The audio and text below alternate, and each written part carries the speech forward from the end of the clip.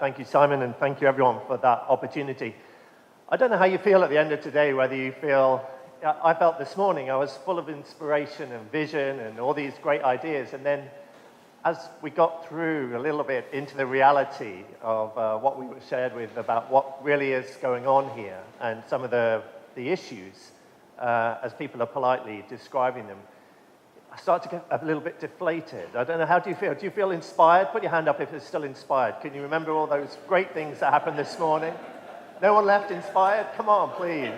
Thank you. You must still be here, so there must be a good reason. And I guess, you know, when we agreed we would come to Hong Kong, we did ask the question, is Asia ready? Is now the time? Is now the right time to be in Hong Kong? We've been doing this for 16 years as a conference series, and we've only ever gone to places where we've been invited. That's really important for us. And we were told, now is the right time. Now is the time to have that conversation, to give it oxygen, and to really get these issues up there. So I'm delighted that we've had a stage here today that, in partnership with Civic Exchange, the Hong Kong Jockey Club, with the MTR people, with the government, that this is everyone coming together and airing these views, because actually these views need oxygen, and that is the starting point. I have been really impressed as well by the quality of the speakers and how much there is in terms of the knowledge. It's already here. It's already in Hong Kong. I don't think you need to fly in 500 experts from around the world to tell you what to do. And I want you to realize that that's not what we're offering anyway.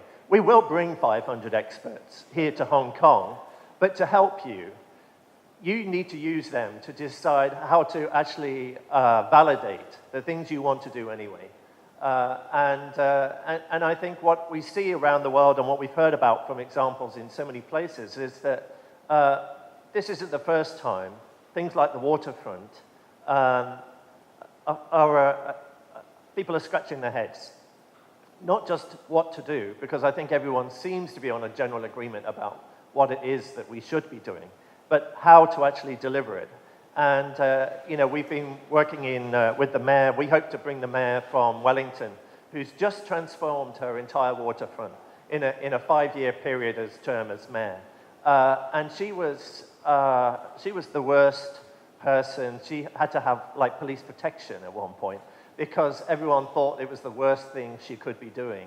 And yet now, they have to have police down there to try and move people along a little bit, because there's so many people wanting to enjoy that public space. It's almost too successful. And you can see that time and time again. We've talked about Sydney, Barcelona. You know, we could go on. We're working at the moment in Lisbon, who want to do something like this. Bilbao's another one where they've had a very industrial past. And they want to make it now something that resonates with people. And I don't see here that it's not possible. I think what we really face is a need to actually bring the people together and actually get this story out there and nudge it forwards to actually demonstrate that this makes common sense. That's the thing I keep hearing so often.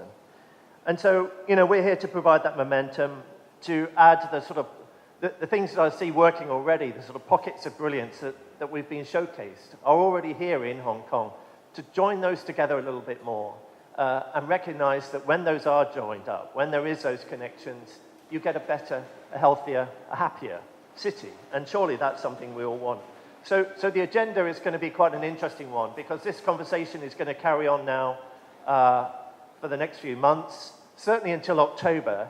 And we only agreed to come here in October if it wasn't going to be a 5-minute flash in the pan for 5 days. So lots more talking. We're not going to apologize for that. I think it's been a great debate. Thank you for staying. We had a room full of people, and we've still got 100 people here, so thank you for that. Lots more walking. We're going to have workshops and get people out there, because I think what we've seen here today in this case study, just on the harbour front, we should do that another 10 times in 10 other places, if not 20 times. And actually work out where all these other pockets, where we can support them and change things. And ultimately, bringing all that together, I hope, a more livable Hong Kong. You've got our commitment from Walk21, and I know from Civic Exchange that we are here for whatever it takes to support change, to really help move things forward, to add momentum to these things that have been talked about so well today. So I hope you'll stay in the conversation and stay friends, and we look forward to seeing you again. Thank you very much.